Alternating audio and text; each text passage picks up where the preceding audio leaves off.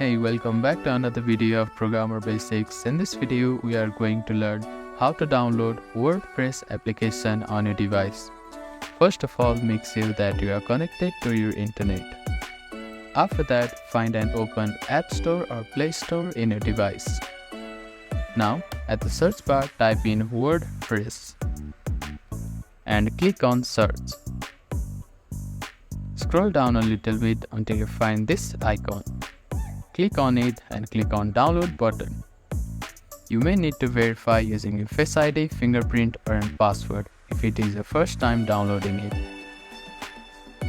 Your download may take some time depending on your internet speed. After the download is completed, you can click on Open to use the application. Or you can also find this application on your home page. Simply tap and open the application and log in to your account.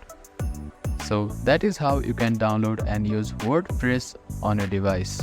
Thank you for watching this video. Please do not forget to like, share and subscribe to our channel and comment down if you have any queries.